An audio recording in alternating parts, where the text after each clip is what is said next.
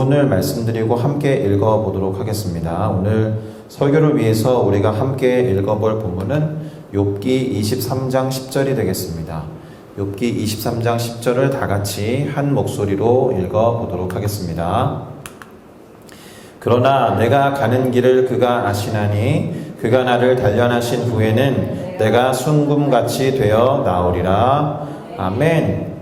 자, 많이 알고 있는 상당히 유명한 구절이죠. 그리고 읽을 때마다 매우 큰 힘이 되는 말씀이라고 생각합니다.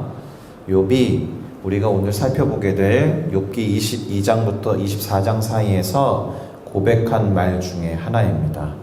과연 그가 어떠한 생각과 또 어떠한 마음을 가지고 어떤 맥락 속에서 이와 같은 얘기를 했는지 알아보는 시간이 되면 참으로 좋겠습니다. 자, 이와 같은 생각을 가지고 저는 방금 읽은 이 욥기 20장 10절을 가지고 보이지 않아도 다 아신다, 이러한 제목으로 말씀드린 것처럼 욥기 22장부터 24장까지를 함께 살펴보고 깨달음을 얻을 뿐만 아니라 그것들을 우리의 삶과 신앙에 적용해 보고자 합니다. 그러니 제목을 함께 따라 읽어주시기를 부탁드립니다. 보이지 않아도 다 아신다. 보이지 않아도 다 아신다. 보이지 않아도 다 아신다. 보이지 않아도 다 아신다. 감사합니다. 자, 오늘 우리는 욥기 22장, 23장, 24장을 살펴보게 될 텐데요. 욥과 엘리바스의 세 번째 대화가 되겠습니다. 그 중에서 22장은 엘리바스의 말이고 23장부터 24장까지는 욥의 말이 되겠습니다. 참고로 엘리바스와 욥의 대화, 지금까지 이루어진 것을 잠시 정리를 해보면 4장부터 7장까지가 첫 번째 대화였고요. 15장부터 17장까지가 두 번째 대화, 그리고 오늘 살펴보는 22장부터 24장이 세 번째 대화가 되겠습니다. 그럼 욥기 22장에 나와 있는 엘리바스의 세 번째 말을 한번 보도록 하겠습니다. 우선 22장에 기록되어 있는 엘리바스의 말을 천천히 개인적으로도 읽어보시면 몇 가지 오류가 기록되어 있음을 알 수가 있습니다. 그 첫 번째 오류는 욥기 22장 2절에서 3절에 나오는데요. 그 구절을 먼저 같이 읽어보도록 하겠습니다. 사람이 어찌 하나님께 유익하게 하겠느냐? 지혜로운 자도 자기에게 유익할 따름이니라.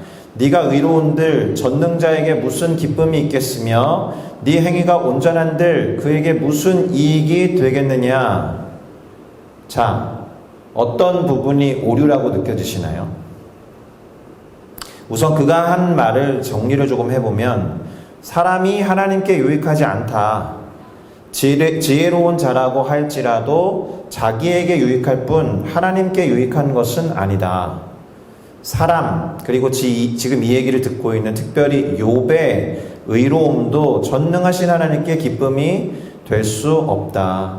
사람의 행위, 곧 욥의 행위가 아무리 온전하다고 해도 그것이 하나님께 무슨 이익이 되겠느냐, 이런 말을 하고 있는 겁니다. 자, 그럼 한번 생각해 보시겠습니까?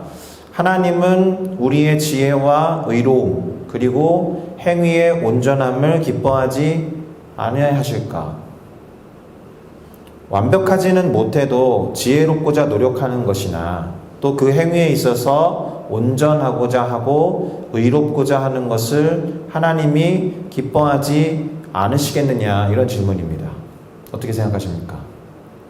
그렇지 않죠. 지혜라든가 그리고 의로움, 온전함, 이 모든 것이 하나님이 성경을 통해서 우리 모두에게 요구하시고 명령하신 것들이잖아요. 근데 그분의 요구와 명령에 순종해서 그렇게 하려고 노력하는 것들을 하나님이 기뻐하지 않으실 리가 없죠. 또 우리는 이 욥기를 시작하면서 하나님이 사탄에게 그런 말을 한 것을 기억할 것입니다. 야, 내 종 욥을 좀 보았느냐? 그와 같이 온전하고 정직해서 나를 경외하고 악에서 떠난 자는 세상에 없어. 이렇게 말씀하시는 하나님의 감정선에는 자랑스러움이 있잖아요. 그렇죠? 욥에 대한 대단히 만족스러움과 기뻐하심이 있잖아요. 그런 내용을 우리는 이미 욥기에서 읽어서 접한 일이 있습니다. 그분이 욥과 같은 사람을 기뻐하셨다라는 거잖아요. 자, 그분이 기뻐하셨다라는 게 그분의 유익이 아닙니까? 우리가 뭔가 이익을 얻고 유익을 느꼈을 때 기뻐하는 것처럼 하나님이 우리의 지혜와 의로움과 행위의 온전함을 위해서 노력하는 것을 보시면서 기뻐하신다라면 그것은 하나님께 유익이 되는 것이 틀림에 없습니다. 자, 이런 말 한번 해볼 필요가 있어요. 하나님보다 큰 의로움을 가진 존재가 없다고 해서 다른 이들의 작은 노력들, 의롭고자 하는 작은 노력도 과연 소용이 없느냐? 그렇지 않다라는 말입니다. 만약에 엘리바스의 말대로 한다고 하면 우리는 아무런 노력도 할 필요가 없어지는 거예요. 내가 해봤자 하나님께 유익이 없는데 못하러 해. 이렇게 말해도 할 말이 없는 것입니다. 그래서 조금 더 이해를 돕기 위해서 제가 이런 말을 한번 해볼게요. 어마어마한 미술 거장이 있어요. 그리고 그가 교수로 학생들을 가르치고 있는 미술 수업이 있다고 칩시다. 모든 학생들이 당연히 그 어마어마한 미술 거장보다 미술 실력이 못할 거 아니에요. 그렇다고 해서 실력을 갈고 닦으면서 성장할 수 있는 수업 시간을 없애야 하겠습니까? 아무리 노력해도 이 미술 거장을 따라갈 수 없기 때문에 그런 노력은 필요 없어. 그러니까 이 학교에서는 미술 수업 하지 마. 이렇게 말할 수 없잖아요. 그렇죠? 그러니까 이 말을 정리해보면 하나님이 온전하시다고 해서 우리의 온전하고자 하는 노력이 아무 소용이 없다라는 것은 틀린 말이라는 거예요. 엘리바스가 그런 틀린 말을 했다라는 겁니다.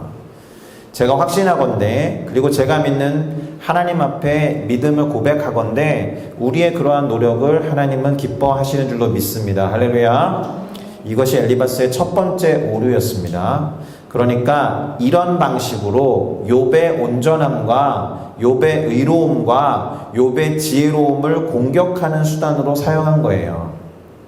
그리고 엘리바스의 두 번째 오류는 21장 6절에서 9절을 통해 살펴볼 수 있는데 지난주에 살펴보았던 소발과 같은 오류를 범하고 있습니다.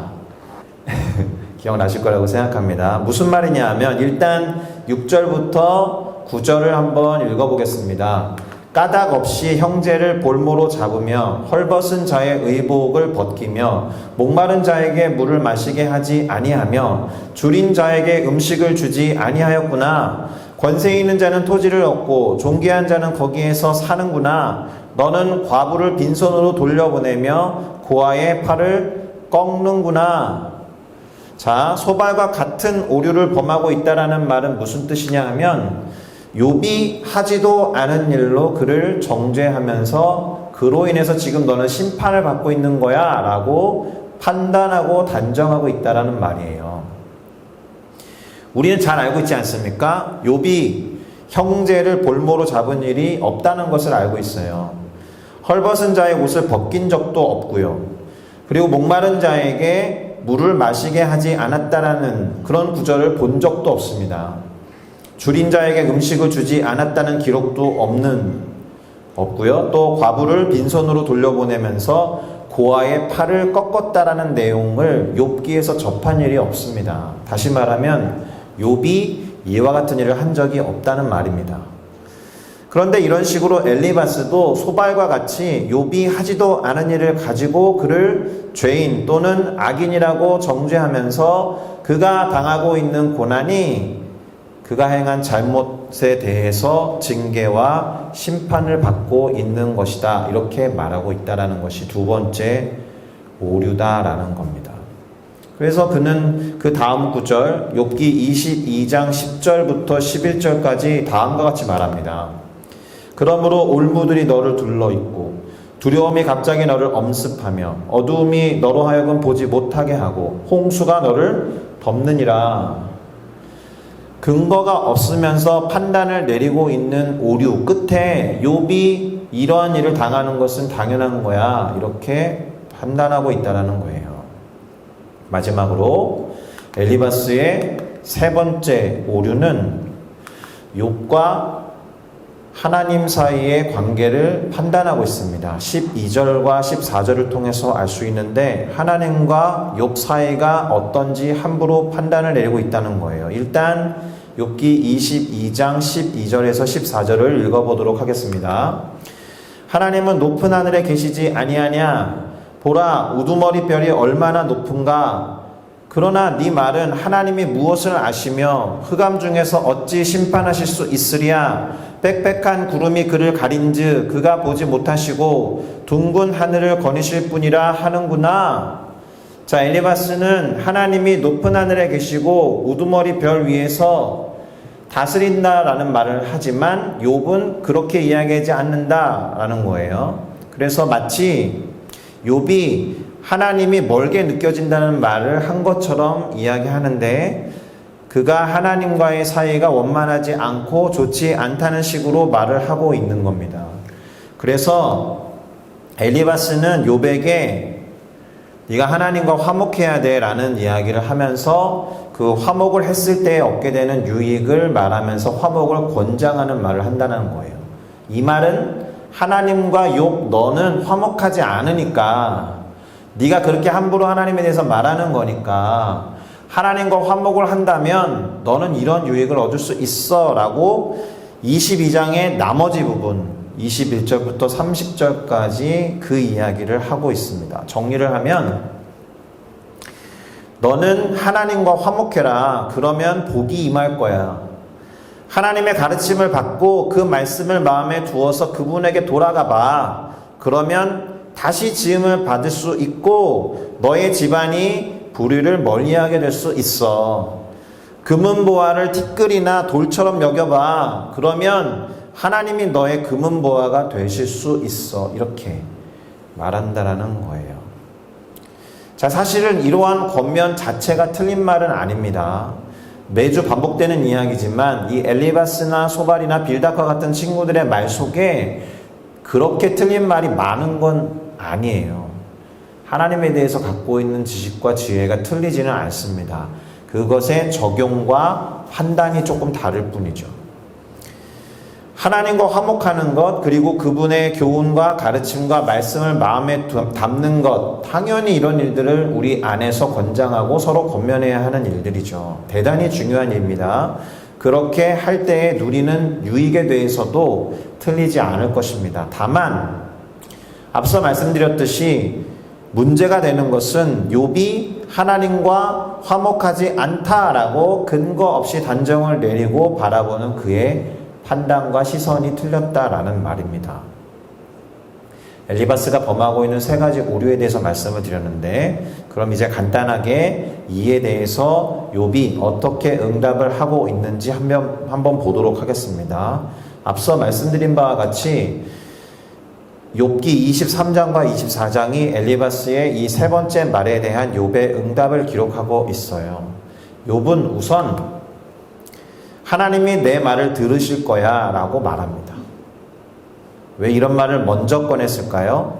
엘리바스가 욥이 하나님이 멀리 계신 것 같다고 말하는 것을 이용해서 욥과 하나님 사이의 관계가 문제가 있다 이렇게 판단을 내렸기 때문에 화목해라 이렇게 말을 했기 때문에 일단 이 얘기를 먼저 한 겁니다. 욥이 정확히 뭐라고 했는지 23장 6절을 읽어보겠습니다. 그가 큰 권능을 가지시고 나와 더불어 다투시겠느냐? 아니다. 도리어 내 말을 들으실 것이다. 이렇게 고백합니다. 하나님이 내 말을 들으신다라는 것을 나는 알아. 이렇게 말하고 있는 겁니다. 다만 조금 문제가 있어. 이렇게 말해요. 23장 8절과 9절에서 아니 계신 것 같아. 보이지 않는 것 같아. 그분이 안 계신 것처럼 느껴질 때가 있어. 근데 지금이 그런 때야. 그래서 너무 힘들어. 보이지 않는 것 같아. 그래서 너무 답답해. 지금 이런 이야기를 하고 있습니다. 정확하게 뭐라고 했는지 23장 8절과 9절을 볼게요. 그런데 내가 앞으로 가도 그가 아니 계셔. 뒤로 가도 보이지 아니하고 그가 내 왼쪽에서 일하시는 걸 아는데 내가 만날 수가 없어. 그가 오른쪽으로 돌이키시지만 볼 수가 없구나. 이렇게 말하고 있는 거예요. 중요한 건 일하고 계신다는 것을 욥이 알고 있다라는 거예요. 자, 욥은 지금 이 고백을 통해서 우리가 알 수 있는 대로 하나님을 열심히 찾아요. 끊임없이 그분에게 나아가려고 찾습니다. 그런데 안 계신 것 같고 보이지 않는 것 같아요. 그렇다고 해서 안 계신 건 아닐 거잖아요. 일을 안 하시는 건 아닐 거잖아요. 다만 만날 수 없고 볼 수 없을 뿐이에요. 그 답답함에 대해서 이야기하고 있는 겁니다. 제가 존경하는 친구 목사님 중에 보혈을 지나라는 곡을 작곡한 김도훈 목사라고 있습니다. 그런데 이 친구가 꽤 많은 노래를 작곡했는데 주를 향한 그리움이라는 노래가 또 있어요. 그 노래의 가사를 보면 이렇게 됩니다. 성령 하나님 곁에 계시다는 걸 난 알고 있어요. 하지만 내가 주님을 볼 수가 없어서 내가 주님이 더 그립습니다. 성령 하나님 곁에 계시다는 것을 저는 알고 있어요. 하지만 제가 주님을 만질 수가 없어서 그 주님이 더 그립습니다. 그래서 이 노래의 후렴이 그렇게 돼요. 주님 알기 원합니다. 보기를 원합니다. 주님 알기를 원합니다. 내 주님. 이렇게 되는 거예요. 자, 보이지 않는다라고 해서 그렇다라고 하나님이 일을 하지 않는다거나 그 하나님이 존재하지 않는다는 말을 할 수 없는 겁니다. 보이지 않는다라고 해서, 잡히지 않는다라고 해서 하나님이 멀리 계신다라고 말할 수 없는 거예요. 어쩌면 욥은 그래서 주님이 더욱 그리운 걸 거예요, 지금. 그게 지금 온몸에 난 욕창이나 종기 같은, 종양과 같은 것들이 문제가 아니라 지금 너무 힘든 상황 가운데서 하나님이 느껴지지 않는다라는 것 때문에, 그런데 그분이 계신다라는 것을 부인할 수 없는 이 사람은 너무 그리운 겁니다. 아프기도 하고 괴롭기도 한데 너무 그리운 거예요, 주님이. 그래서 간절하게 그리워하고 간절하게 갈망하고 간절하게 하나님 앞에 나아가려고 전후 좌우를 살피고 있는 그런 상태에 있습니다. 그런 사람이 하는 고백이 오늘 설교 본문입니다. 그럼에도 불구하고 그가 나의 길을 아신다. 단지 내가 그분을 보지 못할 뿐이다. 그렇다고 그분이 나와 내 길을 모르실 리가 없다. 믿음인 거죠. 보이지 않는 것을 향한 믿음, 주님을 향한 믿음, 주님을 향한 그리움과 갈망, 그것을 믿음의 형태로 표현한 것입니다. 할렐루야. 그래서 오늘 설교 제목이 보이지 않아도 다 아신다, 이러한 제목이 되는 것이고, 욥이 고백한 그 말, 그러나 내가 가는 길을 그가 아시나니 그가 나를 단련하신 후에는 내가 순금같이 되어 나오리라 라고 고백한 거예요. 만약에 이 10절을 읽지 않고 9절, 8절만 보면서 앞에 봐도 없고 옆에 봐도 없고 뒤를 봐도 잡히지 않아요 라고 딱 거기까지만 기록한 것을 가지고나, 또는 그렇게만 말한 것을 가지고 엘리바스처럼 오해할 수 있단 말입니다. 하나님 없다라고 말하네. 그러나 욥의 고백은 거기서 그치지 않고 그런 나로 해서 그의 신앙을 고백하잖아요. 내가 가는 길을 그가 아십니다. 내가 못 볼 뿐입니다, 주님을. 근데 제 안에 믿음이 있습니다. 내 길을 아시기 때문에 단련하신 다음에는 제가 순금과 같이 나온다는 것을 압니다. 그러면서 욥이 말하고 있는 뒷구절이 또 중요해요. 11절과 14절에 이렇게 요약할 수 있습니다. 나의 길을 잘 아시는 하나님이 당신이 작정하신 일을 이루실 것이다. 아니, 그분이 작정하신 일이 곧 나의 길이 될 것이다. 할렐루야. 그분이 작정하신 일은 반드시 이루어진다. 그것이 우리의 삶이 된다는 것입니다. 그러니 욥은 지금의 상황을 자신의 죄와 악으로 인해서 맞이한 징계나 심판으로 여기지 않아요. 오히려 그분이 뭔가를 작정하신 결과가 나타난 일, 그렇게 믿고 있습니다. 따라서 엘리바스가 문제를 제기했던 하나님과 욥 사이의 관계는 잘못된 게 없어요. 사실 이것이 핵심입니다. 하나님을 볼 수 없고 느낄 수 없다라는 것이 그분의 부재를 의미하지 않습니다. 보이지 않는다고 해서 없는 게 아니란 말이에요. 침묵하신다라고 해서 그분이 일하지 않는 건 아니다. 그렇다라고 그분과의 관계가 잘못된 것도 아니다. 오히려 함부로 또 성급하게 판단하는 것이 오히려 그 관계를 그르치게 할 때가 많다라는 것입니다. 여기까지가 23장이었습니다. 24장에 가면 악인과 그에 대한 하나님의 생각이 어떠한지 욥이 자신의 의견을 말해요. 그러기 위해서 그가 먼저 던진 질문은 어찌하여 전능자는 때를 정해놓지 아니하셨는고? 라고 묻습니다. 여러분, 이러한 질문을 누군가가 하면 뭐라고 답하시겠습니까? 어찌하여 전능하신 하나님은 때를 정해놓지 아니하셨나이까? 왜 때를 안 정해놓으셨겠습니까? 정해놓지 않은 게 아니라 우리가 알지 못할 뿐이에요. 사실 앞장에서 말한 것과 같은 맥락의 얘기를 하고 있는 겁니다. 우리가 못 본다라고 해서 그분이 없는 게 아니고, 우리가 느끼고 볼 수 없다고 해서 하나님이 일하지 않는 게 아니듯이, 우리가 모른다라고 해서 그분이 때를 정해놓지 않은 건 아니다라는 것입니다.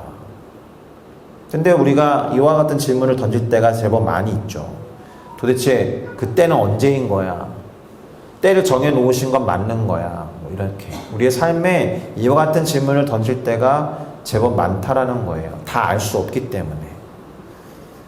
그래서 욥은 이런 말도 합니다.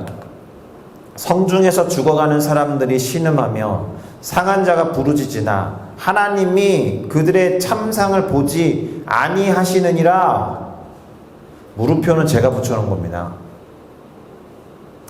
이 구절에 아멘을 외칠 수는 없죠. 성중에서 죽어가는 사람들이 신음하며 상한 자가 부르짖고 있지만 하나님이 그들의 참상을 보지 아니하시느니라 아멘이라고 외칠 수가 없어요. 이게 아니기 때문에. 이 말이 하나님께서 그들의 슬픔과 아픔을 돌보지 않는다라는 말이 아니기 때문에 아멘을 외칠 수가 없어요. 제가 서두에 말씀드렸듯이 이 욥기 24장은 악인에 대한 하나님의 생각을 기술하고 있다는 것을 기억하셔야 됩니다. 성중에서 죽어가는 사람들의 신음, 성중에서 죽어가는 사람들, 상하는 사람들의 부르짖음이 결국 악인 때문이다라는 것이니까 이 욥기 24장의 초점은 상한 자, 죽어가는 자, 신음하는 자에게 있는 것이 아니라 악인에게 있다라는 거예요. 악인에 대해서 하나님이 어떻게 하시는지를 초점을 두고 읽으셔야 됩니다. 욥이 악인에 대해서 하나님이 어떻게 하시는지를 기록한 부분을 읽어드리겠습니다. 22절부터 24절입니다. 그러나 하나님이 그의 능력으로 강포한 자들을 끌어내시나니 일어나는 자는 있어도 살아남을 확신은 없으리라. 하나님은 그에게 평안을 주시며 지탱해 주시지만 그들의 길을 살피시도다. 그들은 잠깐 동안 높아졌다가 천내를 받을 것이며 잘려 모아진 곡식 이삭처럼 되리라. 이 구절에는 아멘이라고 외칠 수 있어야 하는 거예요. 아멘이죠. 악인은 결국 하나님의 심판을 받게 될 거예요. 그러니 악인의 결국이 어떻게 될 것인지에 대해서 욥의 생각도 앞에서 말했던 친구들 엘리바스를 비롯한 소발과 빌닷 그들과 다르지 않다라는 것입니다. 단지 욥이 악인이냐 욥이 악인이 아니냐 이 차이만 있을 뿐이에요. 자, 이제 정리를 좀 해보겠습니다. 오늘 우리는 욥기를 주제로 무려 9번째 시간을 지나가고 있습니다. 그래서 22장부터 24장을 살펴보았는데 말씀드린 바와 같이 엘리바스와 욥이 나눈 세 번째 대화를 다루고 있습니다. 시작할 때 우선 엘리바스가 갖고 있었던 오류를 좀 찾아봤습니다. 그리고 이에 대한 욥의 응답을 들어보았죠. 엘리바스가 비록 오류를 말하고 있지만 우리는 그것을 통해서 깨우쳐야 하는 교훈도 있다라는 것을 함께 보게 됩니다. 특별히 하나님이 온전하시다라고 해서 우리의 온전하고자 하는 노력이 아무 소용이 없다 이렇게 말할 수 없다라는 거예요. 하나님은 우리의 그러한 노력과 기꺼이 하는 것을 기뻐하시고 즐거워하실 거라고 확신합니다. 왜냐하면 그것이 하나님의 명령이었기 때문에 그렇습니다. 자, 욥이 전하고 있는 메시지, 특별히 그가 처한 상황에 대해서 깊이 이해하는 것은 우리가 하나님을 어떻게 이해하고 알아가는지 풍성한 자료를 제공합니다. 결국 하나님을 깊이 알아가는 과정이 된다라는 말입니다. 우리가 욥처럼 고난을 꼭 받아야 얻을 수 있는 게 아니라 욥의 고난에 대처하는 방식이나 기도하는 방식을 보면 하나님이 어떠한 분인지를 더 깊이 알 수 있는 기회를 얻게 된다는 말입니다. 우리의 가는 길이 하나님이 아신다. 그것처럼 큰 힘이 되는 말씀도 없을 것입니다. 그러나 내가 가는 길을 그가 아시나니 그가 나를 단련하신 후에는 내가 순금과 같이 되어 나오리라. 할렐루야. 자, 이처럼 욥은 자신이 처한 이 상황이 단련 또는 연단되는 과정이라고 인식하고 있다라고 했습니다. 심판이나 징계가 아니라 단련과 연단, 그래서 순금과 같이 나올 것이다라는 믿음이 있는 사람이다라는 거예요. 우리의 의로움이나 우리의 지혜 그리고 행위의 온전함이 주님께 유익이 되는지는 잘 모르겠습니다. 그러나 분명히 확신할 수 있는 건 하나님이 우리를 단련하시고 연단하셔서 우리가 순금과 같이 되어 나온다라면 하나님은 분명히 기뻐하실 것입니다. 할렐루야. 그것이 하나님이 오랜 시간 전부터 작정하신 일이다라는 거예요. 그것이 결국에는 우리의 길이 될 거다라는 거예요. 다시 말씀드립니다. 우리가 보지 못한다라고 해서, 듣지 못한다라고 해서, 잡히는 것이 없다라고 해서 하나님이 안 계신 것도 아니고 일하지 않는 것도 아니시며 우리의 아픔과 고통을 무시하고 있는 것도 아니다라는 것을 욥의 신앙 고백과 함께 우리도 기억하며 선포할 수 있어야 합니다. 할렐루야. 하나님은 작정하신 일을 반드시 행하십니다. 다만 우리가 그것을 다 알지 못할 뿐이에요. 그러니 욥과 같이 포기함이 없이 하나님께 나아가서 단련받고 연단받는 기회를 놓치지 말아야 합니다. 그러면 순금과 같이 되어서 주님이 기뻐하시는 삶을 살아가게 될 줄로 믿습니다. 할렐루야. 기도하겠습니다.